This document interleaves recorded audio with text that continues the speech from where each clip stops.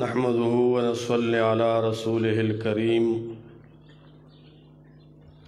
अम्मा बाद फ़अऊज़ु बिल्लाहिस समीइल अलीम मिनश शैतानिर रजीम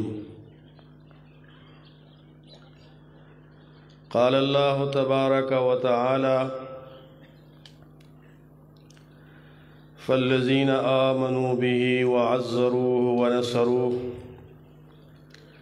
वत्तबअुन नूरल्लज़ी उन्ज़िल मअहू उलाइका हुमुल मुफ़्लिहून। ज़मा इज़्ज़तमंदो हाज़िरीनो सामिईनो मुसलमानानो मशाइख़ो तुल्लाब व अवाम मुसलमानानो रुनो अस्सलामु अलैकुम व रहमतुल्लाहि व बरकातुहू।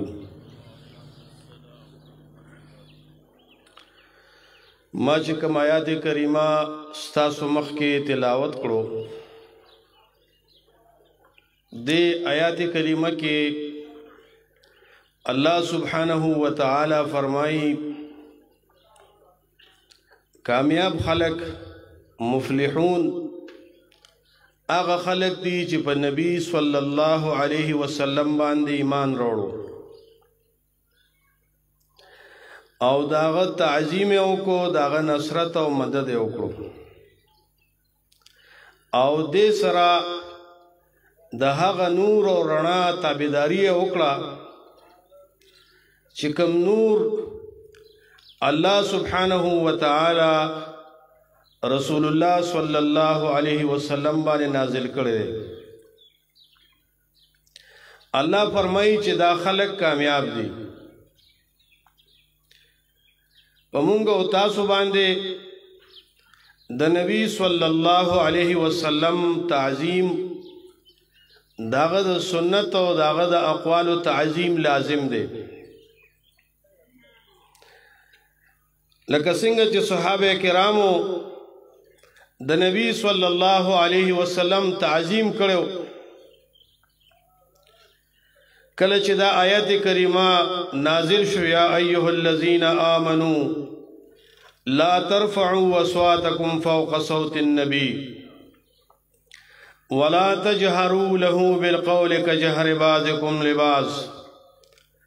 ان تحبط اعمالكم وانتم لا تشعرون۔ ایمان والو تاسو د نبی د आवाज د پاس आवाजونه مو پورته کوئ او دارنګه هغه ته په جهر باندې داسې وینا مکوي لکه یو بل ته چکوي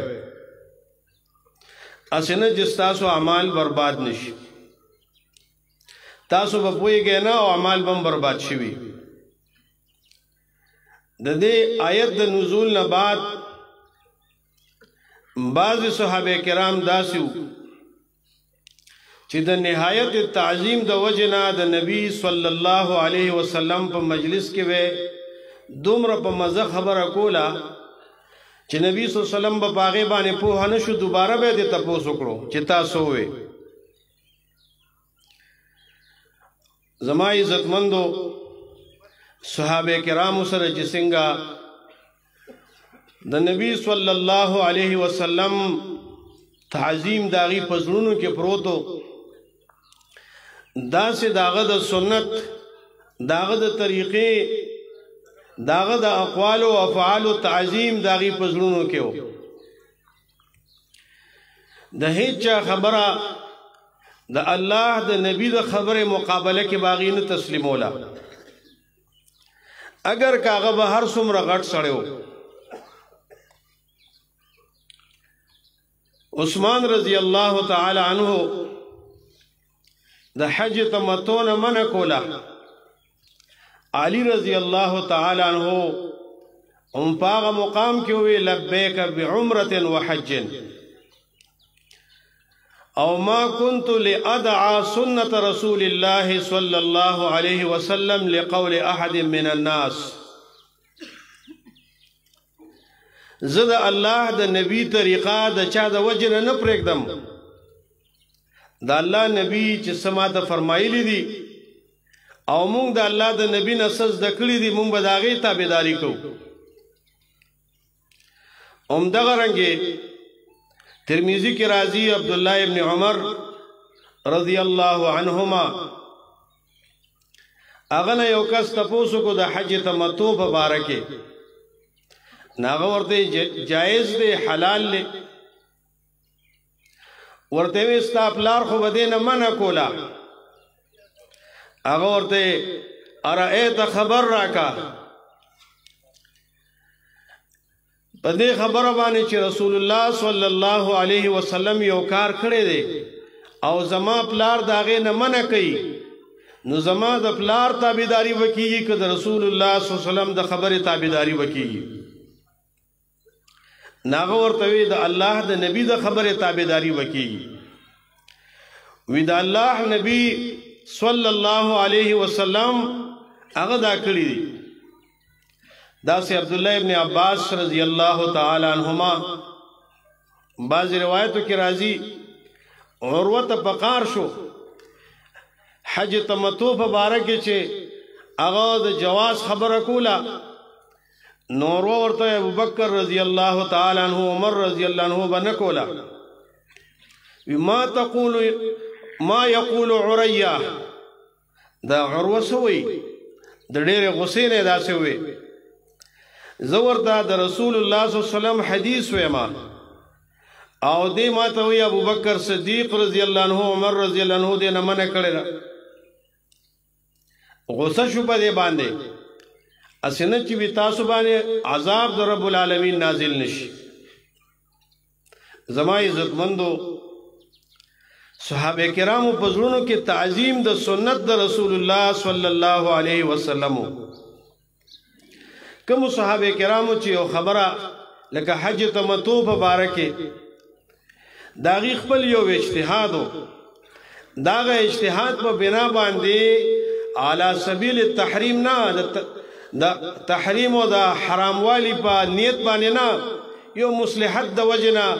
اغي بداوي چې حج جدا سفر کیو شي عمره جدا سفر کیو شي دانه چې ګنې دینه اعراض کو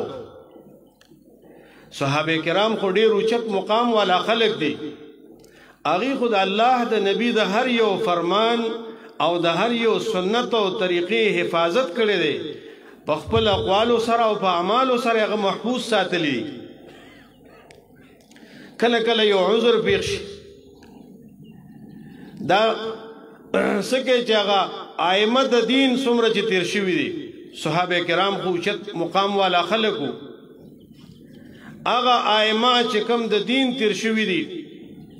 اغیم چره د رسول الله صلی الله علیه وسلم د سنت خلاف نه دی کړي شیخ الاسلام ابن تیمیہ رحمه الله په خپل کتاب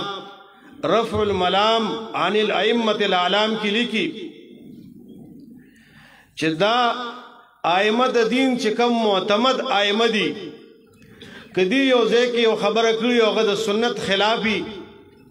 ندی قصدن عمدن هغه نه دی کړی هغه له عذر وي معذور وي کله باغی باندې یو سنت پټ پاتې شوی کله ته نسیان کیږي انسان نه حرم کیږي کله داغي یو اجتهاد راغلی وي لیکن دغه عذر په بنا باندې دغه ائمه د دین د رسول الله صلی الله علیه وسلم دا خبره وته د اجتهاد په بنا باندې غورخ کار شوی هغه پسې تلی نو صحابه کرام خو بیا ډیر اوچت شان والا دي زما عزت مندو وقت ډیر مختصر دی او دا موضوع ډیر اوږده موضوع ده نو مونږ او تاسو له هم پکار دادي چې مونږ او تاسو د رسول الله صلی الله علیه وسلم د سنت طریقو زړه کې عظمت او لیوال راولو د هیڅ د خبره د وجنه د الله د نبی خبره پرې نګدو او دا لوی وګڼو لا تقدموا بين يدي الله ورسوله الله فرمای ایمان والو د الله او د الله د رسول خبرونه مخکې کېږي ما مخبل مخکې کېږي او د چا اقوال او افعال مخکې کوي د الله او د رسول د خبرو د لاندې د هر چا خبره به دې سره دلیل کېږي زما عزتمندو اهل الحديث ستوي اصحاب الحديث ستوي اهل الحدیث دې ته وایي چې په حدیث د رسول الله صلی الله علیه وسلم باندې به عمل کوي دا الله د نبی د هر یو سنت او داغه طریقې با ډیر لوی زړه کې عظمت او لویوالی غني دیتا اهل الحدیث او محدث او شیخ الحدیث نه وایي